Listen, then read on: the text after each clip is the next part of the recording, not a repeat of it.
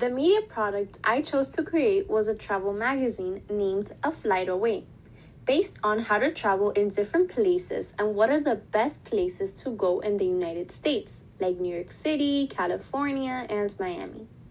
My primary purpose is to show my readers how to truly travel efficiently in all of these distinct cities and what they have to offer, as well as to basically become a guide for those individuals that are planning a trip or going to these places.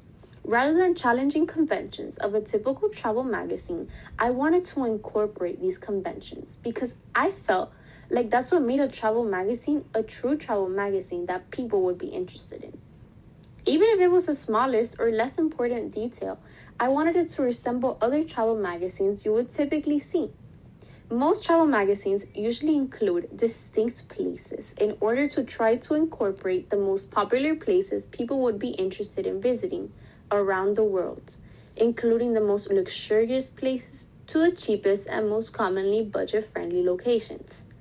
I knew I wanted to include other places outside of Miami since this is where I currently live. I thought of places I was planning to visit, which were Sausalito, San Francisco, and Napa Valley in California, as well as Manhattan in New York City, and what they had to offer for travelers. By discussing different places in my magazine, I was able to appeal to many different readers, since they all could be interested in visiting different places. Like typical travel magazines, I wanted to make sure my cover was as minimalistic and aesthetic as possible in order to resemble typical travel magazines you would typically see. After researching, I discovered that these magazines usually choose a photo with lots of blues in it, including a picture of the ocean in some way or another, in order to attract readers the most. To properly apply all my research, I chose to include a picture I took when I was on a flight and you could see part of the plane, the sky, and the ocean. While doing my research, I even discovered that these travel magazines typically use simple fonts to seal readers' attention and call their names to go and purchase that magazine. In order to do this, I knew I had to test out different fonts. That was truly when I came across the Ton Garland font from the website canva.com. I noticed this font was exactly what I wanted. It was simple yet elegant. I knew it was perfect. When it comes to social issues, I really wanted my magazine to represent all economic social groups, including lower classes, middle classes, and high classes, which are individuals in our society with different budgets and economic possibilities. In order to do this, I made sure to include in my magazine different places that these different individuals could visit, including free destinations and most expensive and luxurious ones. I really wanted to make sure people did not feel left out of the opportunity to go to all of these places, since prices and inflations are such a big deal nowadays, especially in the United States. We must make emphasis on the fact that just because you don't have a lot of money does not mean you can't travel efficiently or go anywhere, in fact. You also have a lot of opportunities to visit new places as well. Since the topic I selected was travel, it basically already targets a specific audience whose interest is to travel and explore new destinations that are only a flight away. This is amazing since it meant I was already on a good path. The way this media piece engages with the audience is when I explain to the audience the different strategies travelers can use when visiting places, as well as making suggestions on how to travel efficiently by doing things like making schedules and deciding on places to visit beforehand. This can truly captivate readers' attentions and make them want to keep reading, since now they know how to travel strategically. They can now keep reading and visit places like New York City, California, and Miami. To present the travel strategies to my readers, I made sure to make my writing seem more conversational, so they did not feel bored at any time when they were reading.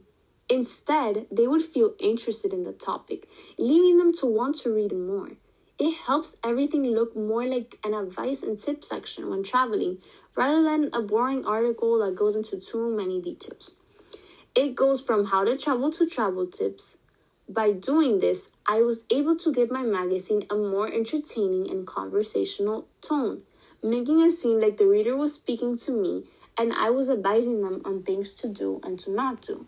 I also try to do this not to only engage those travelers in our community, but to also target other audiences which would not be interested in the topic of traveling in general. When it comes to discussing how I would distribute my media content, I would love to publish my travel article both physically and digitally, simply because not everyone has electronics or social media to hear about new things. This would help attract those older individuals in our community that are accustomed to going to stores like Barnes & Nobles or Books and Books to pick out the magazine themselves. I would also distribute this electronically in the form of a subscription, similar to how the New York Times makes subscriptions for their digital newspapers. I think it's a great way to target new generations, since social media and being on our phones have grown to even become a big part of our lives. To promote, I would obviously consider showing previews of the magazine through advertisements on television. I would even promote my magazine using social media platforms like Instagram, Facebook, and X to make my magazine appear more accessible to individuals in our community, to see if this content is truly what they're interested in. Another thing I could do is publish my magazine on digital newspaper platforms, so that those that are reading the newspapers find out about them and what it entails. Using all of these different methods will definitely help me raise my probability of people becoming even more interested and want to purchase the magazine for themselves. It will help introduce to people from all over the world how to travel efficiently and where to go. Throughout this project, I honestly believe I have learned so much about different things. But I think the most important thing that I learned was how to definitely improve my production skills. Before I began my project, I conducted my own research on different types of vlogs and how they were typically structured and supposed to look like in order to get a better idea of what I had to do and how to structure my own vlog as best as possible.